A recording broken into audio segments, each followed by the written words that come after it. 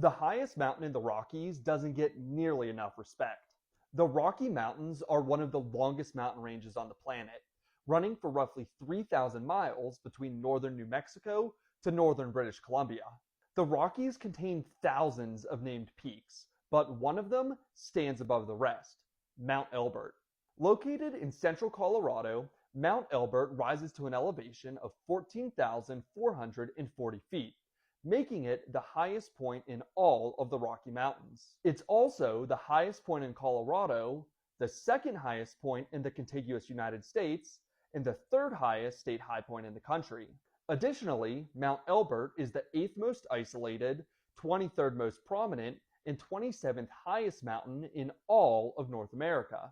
But despite these accolades, Mount Elbert is never mentioned as one of the great mountains of the United States, in the same way that Mount Rainier, Mount Whitney, Denali, or even Mount Washington would be. But why is that? Well, I imagine that it's partially due to the fact that other than being a few feet higher, there isn't much that distinguishes Mount Elbert from the other 57 14,000-foot peaks in Colorado. Specifically, Mount Elbert is located in the Sawatch Range, which surprisingly has the largest number of 14ers of any mountain range in the United States. As a result, despite being the highest point in one of Earth's major mountain ranges, it doesn't particularly stand out. In fact, the second highest point in all of the Rockies, Mount Massive, is only 11 feet lower than Mount Elbert, and it's located just 5 miles to the north.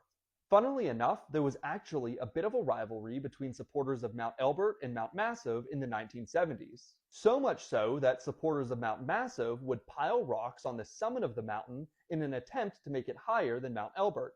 Conversely, Mount Elbert supporters would climb to the top of Mount Massive and tear the rock pile down.